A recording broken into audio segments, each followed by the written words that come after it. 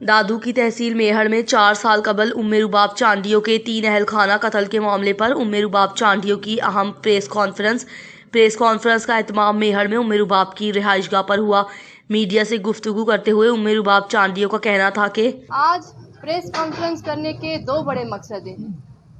اور دیکھیں کیونکہ 4 سال قبل میرے والد، میرے دادا اور میرے چچا کو بے دردی سے قتل کیا گیا۔ جنہوں نے مرڈر کیے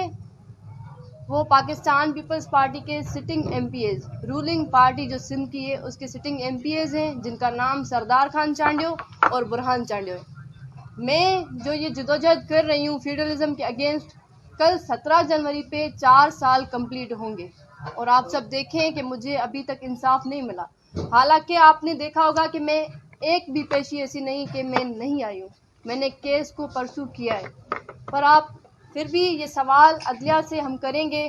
ہمارا سوال بنتا ہے being a citizen of Pakistan کہ انصاف ہمارا حق ہے، اور کہ انشاءاللہ میں پر امید ہوں جتنے ہمارے پاس ثبوت ہیں، گواہ ہیں، تو یہ جاگیردار سردار جو وڈیرے ہیں، جو ملوث ہیں میرے والد، میرے دادا اور میرے چچا کے قتل کیس میں، تو ان کو ہم سلاخوں کے پیچھے بھی ضرور دیکھیں گے اور ان کو ہم پھانسی کے پھندے تک لے کے جائیں گے۔ یہ ہمارا عزم ہے۔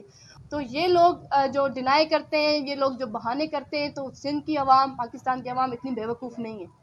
سب سمجھتے ہیں کہ کورٹس نے ان کے خلاف فیصلہ دیا ہے، اور الحمدللہ ہم پر امید ہیں پاکستان کی عدلیہ سے۔